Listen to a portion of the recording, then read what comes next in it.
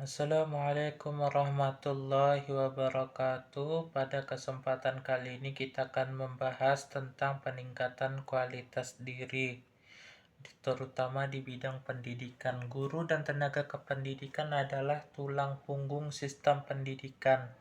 Kualitas mereka sangat menentukan keberhasilan pembelajaran, pelatihan dan pengembangan berkelanjutan. Guru memerlukan pelatihan yang memadai dan berkelanjutan untuk memahami serta menerapkan kurikulum baru seperti kurikulum merdeka, serta menguasai metode pengajaran inovatif dan teknologi pendidikan sehingga dapat terjalin hubungan yang harmonis antara guru dan murid, dan semoga hubungan yang harmonis itu dapat menjadi bekal kita dalam kegiatan belajar mengajar yang efektif dan berkesinambungan.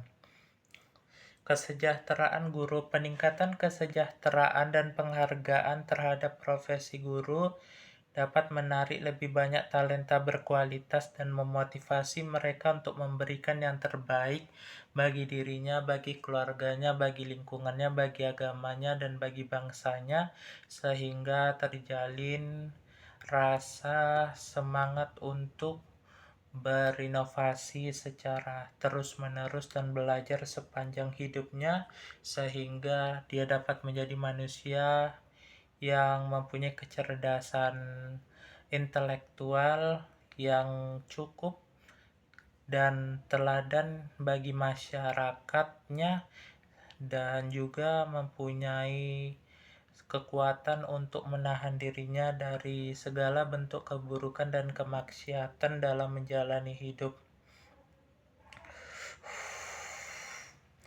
Pendidikan harus memiliki literasi digital yang kuat untuk memanfaatkan teknologi sebagai alat bantu pembelajaran yang efektif. Pendidikan inklusif dan berbasis kebutuhan khusus. Setiap anak berhak mendapatkan pendidikan yang layak, termasuk mereka yang memiliki kebutuhan khusus, akses dan fasilitas. Kesenjangan dalam akses pendidikan bagi anak berkebutuhan khusus masih ada, diperlukan fasilitas yang disesuaikan dan dukungan yang memadai agar semua siswa dapat menerima dan berkembang dengan baik di lingkungan pendidikan. Kesadaran dan pelatihan guru.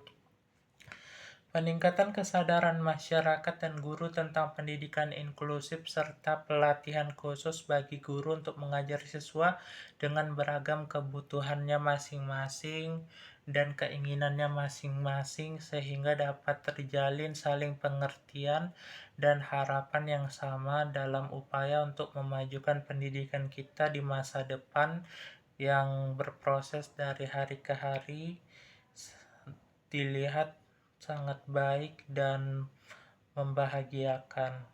Pemanfaatan teknologi pendidikan. Perkembangan teknologi menawarkan potensi besar untuk peningkatan akses dan kualitas pendidikan. Pemerataan akses internet. Keterbatasan akses internet dan listrik di daerah terpencil masih menjadi tantangan besar dan tugas rumah yang berat bagi pejabat kita hari ini.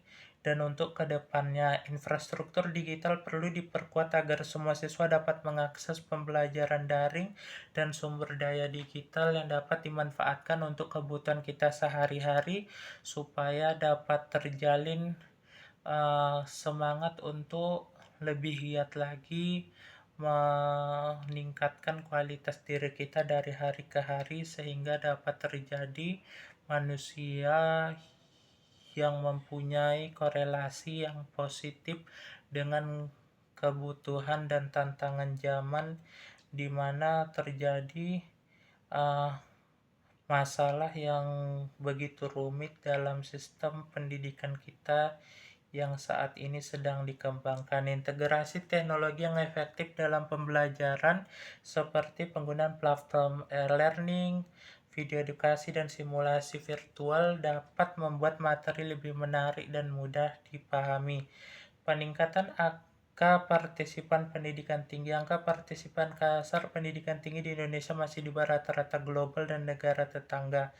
Kenaikan biaya pendidikan tinggi menjadi masalah utama yang dapat menghambat pemenuhan kebutuhan pendidikan bagi sebagian masyarakat kita. Diperlukan skema pendanaan yang lebih inovatif, beasiswa, dan program pinjaman pendidikan yang terjangkau oleh masyarakat baik dari kelas menengah ke bawah maupun menengah ke atas. Program studi di perguruan tinggi perlu terus disesuaikan dengan kebutuhan pasar kerja dan perkembangan ilmu pengetahuan untuk menghasilkan lulusan yang kompetitif dan berdaya saing secara global.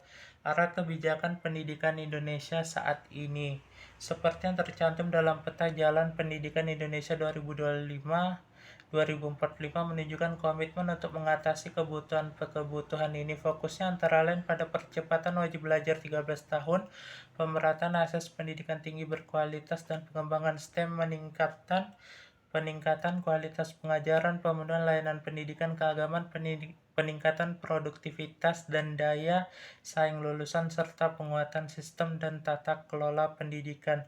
Melihat berbagai tantangan dan kebutuhan ini, dapat disimpulkan bahwa perjalanan pendidikan di Indonesia masih panjang, namun upaya-upaya